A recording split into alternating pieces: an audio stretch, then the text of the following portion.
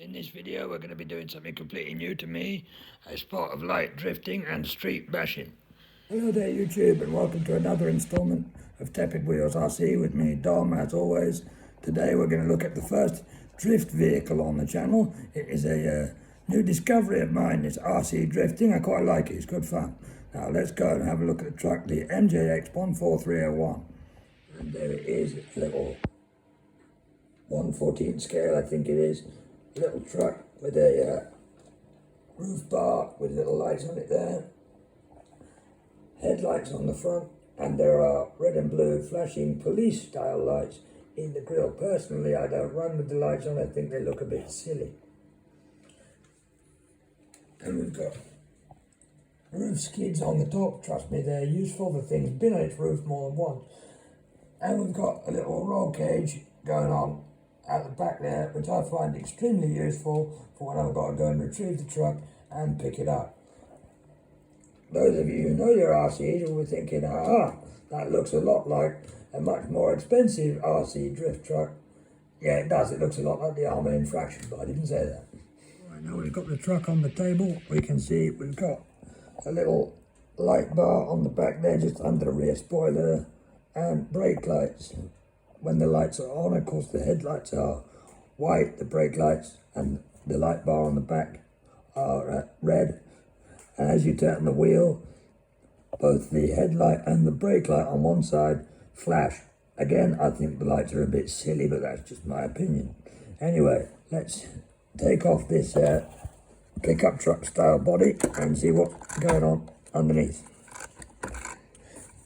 The body posts are quite tight. It does not like coming off. And while I'm talking about the body shell, incidentally, if you don't particularly like this truck style body, various other ones are available. On the MJX 14302 is a Lancia Delta body, and on the MJX 14303 is a Citroen C3 rally car body. But anyway, under there you can see we've got a dust cover, nice feature. I've not seen that on any other model. Just a rough cut piece of Lexan, same material as the body, but to try and keep some of the dust and stuff out of the electronics. And you can see that just before I made this video, I had been out running the car, so he is a bit dusty and a bit dirty. So let's get rid of this dust cover over there. There we go. So that red thing here, that is not the drive shaft. The drive shaft's actually underneath that somewhere, tucked away in amongst all the other gubbins. That's actually to stiffen the chassis. You can see we've got a rear diffuser there. And there is your ESC with your fan on it. There's your motor again with a fan. I'm pretty sure out of the box the ESC didn't have the fan, but it did come in amongst the accessories in the box. We're going to talk about those in a moment. We have double wishbone coilover shocks, and I do believe they're oil filled. They're not got the most travel. I think they're actually all the way down right now. But it's not going to have a lot of suspension travel. It's an on-road street basher, isn't it? It's not an off-roader, so there we are. We also have, hang on, your gyroscope gain knob there. I've got it turned up to 100% just because I'm a bit of a pants driver and it makes it easier for me.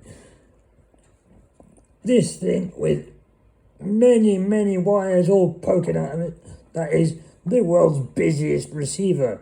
It's got wires for obviously your steering servo, your throttle, both fans and the lights, which, as I keep saying, I don't use. Nice touch there you often see on the slightly higher end models. You've got adjustable collars on your metal bodied shock absorbers there. What we've got here is all your various accessories and bits and pieces you get in the box with your MJX 14301. You've got your soft compound on-road rubber tyres. The back ones are the ones that look like slicks now. They've been rather overused by me. Well, that leads me on to my next point. You'll notice I never do unboxings or anything like that. That's because I'm not sponsored by manufacturers. I'm not given these cars for free. These are my cars that I bought with my own money, and I have run them in some cases for a couple of months before I decided to become a YouTuber. But as I said, soft compound road tyres. Back ones are a bit ruined, front ones less so. Maybe they're usable, maybe they've still got a bit more life in them. You've got cross regs there for undoing and taking off the wheels. In this bag, completely unused as of yet, is some slightly harder compound rally block tyres, and the car also comes with some solid plastic drift wheels that are currently on the truck. We'll put all of this business on the floor for a second.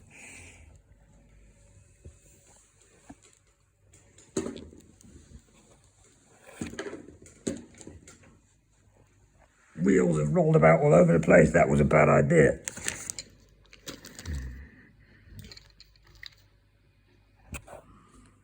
We have a little screwdriver, which is nice of them. I'm sure everyone's already got lots of screwdrivers of their own, but you know, nice thing to have. We've got a USB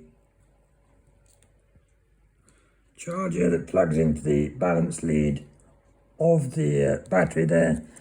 Personally, I don't use these USB chargers. I think they're irritatingly slow. We'll talk about my charger in a second. That's the charger going off the floor. We've got your 3S LiPo battery with a Dean's connector on it. Controversial though they are to some people. It's worth mentioning that this is not the standard battery the truck would come with. This is an optional 3S LiPo that I got with the truck when I ordered it from Sirius RC. Also, incidentally, where I got the parts from when I broke it. I'll put a link to them in the description. I think they are UK only, but if you're watching this internationally, that's unlikely. But if you are, maybe Sirius RC will be able to help you out. I don't know. As you've seen, because I keep waving the phone around near it, you've got your instruction manual there with your exploded diagrams. I've learned from last time, open the manual before being in front of the camera. I look like less of a wally, don't I? And finally, of course, you've got your transmitter. You've got your on switch there. It's able to go to 70 and 100% throttle for beginners and so on. You've got your throttle trim and steering trim. There's a channel 3 clicky button there where my thumb is. That turns your lights on and off and switches between flashing and solid. I keep saying I don't use the lights. And remember I said in my last video the transmitter for the Rocketan was enormous. Well, there you go. It's significantly bigger than the MJX one.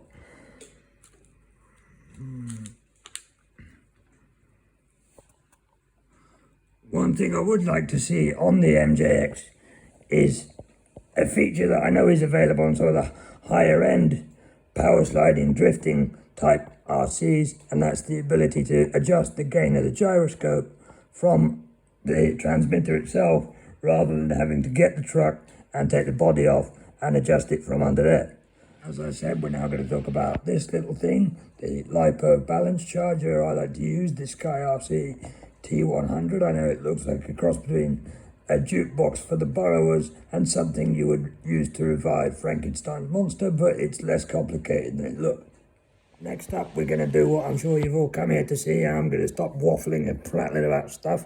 We're going to see me actually drive the car around, and all this running footage is going to be kind of cobbled together over the past few weeks, past few months. Footage I have knocking around of this little truck with the various tyres on it and how it performs under those circumstances and so on and so forth. A little omission from me earlier that I've just realised I forgot. It is shaft-driven four-wheel drive, and proper RC drifting enthusiasts will say, oh, it's not a proper drifter because it's four-wheel drive and because it's got a gyroscope. And well, yeah, that's true.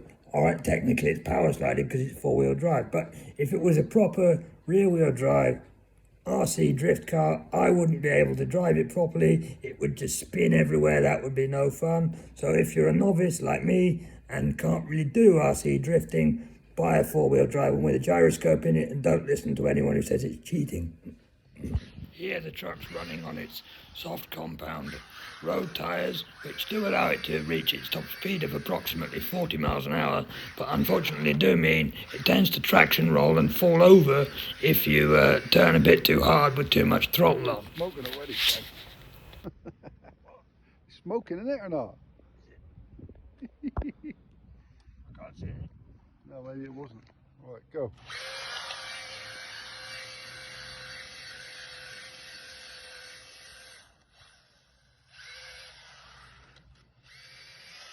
Whoa, I can't even keep up with it, mate. It's that fast.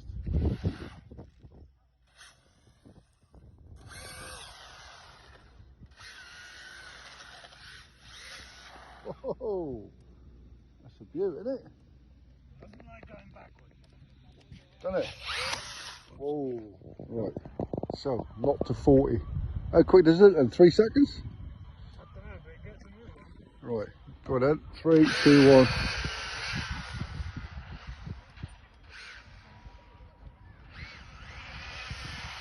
Holy moly.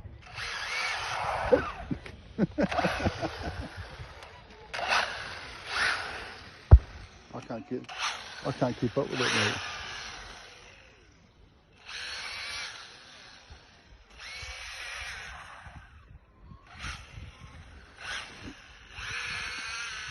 That's ridiculous.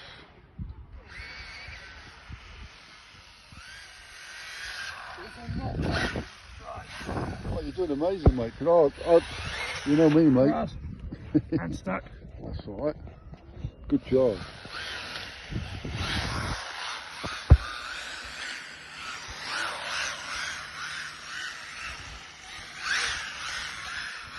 That's just ridiculous.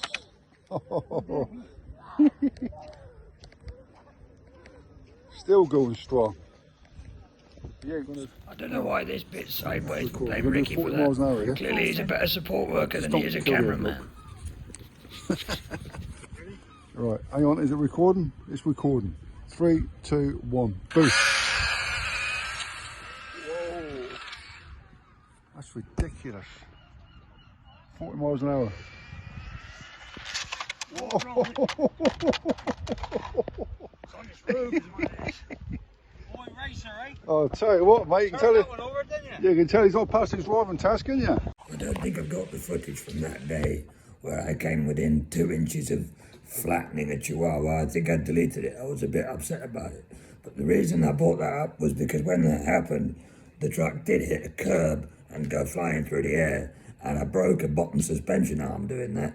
And personally, I don't have the fine motor skills to do my own repairs. So I went to my local hobby shop, Nimrif RC, and for a few quid, when I gave them the relevant part, that they got me sorted, which not a lot of hobby shops would do, let's be honest. So I'll put a link to them in the description. Big shout out to Jonathan and Ken and everyone down at Nimrif RC. This video probably wouldn't have happened without them helping me out. This is going to happen a lot in my videos until I find a way to be cameraman by myself. But we haven't got Ricky, the last bloke who did my last video, on camera. This time we got Lucy on camera. Lucy, say hello to YouTube. Hello. Now you could be in charge of the camera, I'll drive the car. Okay. In this bit, the truck is running on its hard plastic drift tyres, which obviously reduce the amount of traction to allow it to slide around and stop it traction rolling, which is a good thing. But the flip side of that is it does get stuck more often because it doesn't have the grip to push itself off things like drains and whatnot. We can see, I don't know if you can hear me on camera, but I'm about 2 feet away. We can see there are very subtle adjustments being done to the steering to keep it in control of the slide. I'd like to pretend I'm that good a driver, I'm not. That's the gyroscope inside the car doing that, helping to keep control of these slides and all of the gubbins that I'm currently doing, making me look like Ken Block and like I know what I'm doing.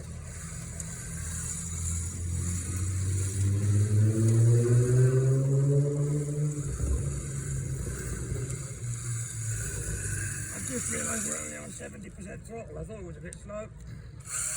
That's better. I say that's better, it's just more noisy really, this one.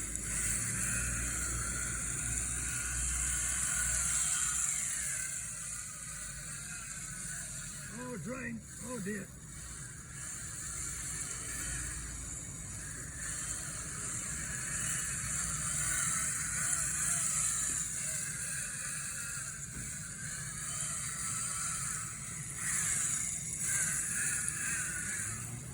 This is what I said in my last video, you don't need to go somewhere special to do this. We're literally outside the building where I live in the taxi rank bit. Outrageously, taxis don't want to use it for its intended purpose of waiting for people and turning around. I don't know why they want to do that. It should clearly just be used for RT messing about. Oh, I hit the turn again. That's what yeah.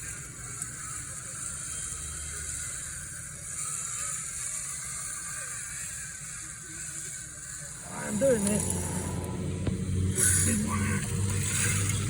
Not very well. But that's my point. If I could do this in one hand, basically any front I could do.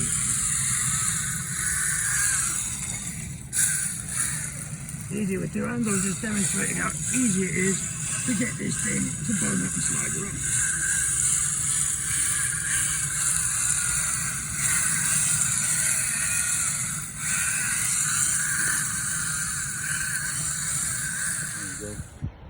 Dom from the past will say in the video again in a minute. In this bit, we're running on the harder rally block tyres. And he's managed to jump up there and I missed it.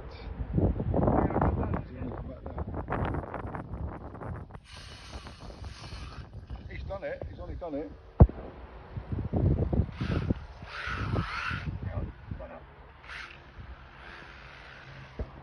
You're not filming to do it, the moment you feel like I've done it. I know. Oh, perfect, mate, perfect. Nice bit of driving, Domster. Ah, no, he's in the gutter.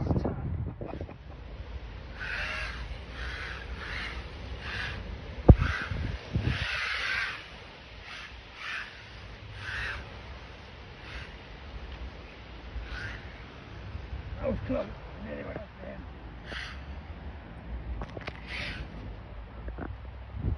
The sensible part of me said, don't aim for the puddle, whereas a little voice in my head said, do it.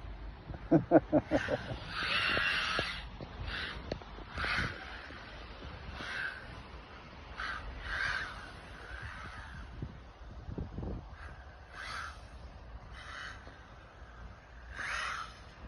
think these rally tyres not good for gravel as we've established, but I think what they are good for is providing more grip than the drift tyres, but not so much grip that the car just tracks and rolls and falls over.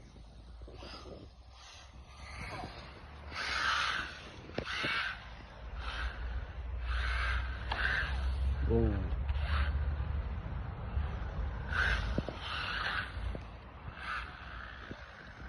That was close.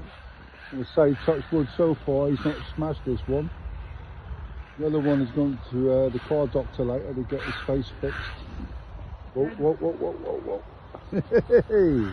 The other go. I think we'll end it there for this video, otherwise everyone will fall asleep and nobody will make it to the end.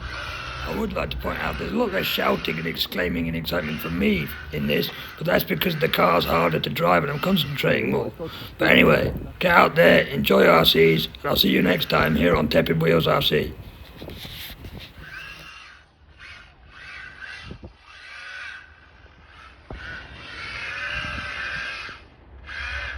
I've got to zoom out because I can't keep up with it.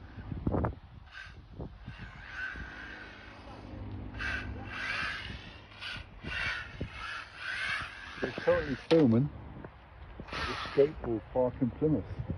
And the secret is to come out when it's raining. This is no bugger here. Two lads come out with a dog park to sell for an hour. Great.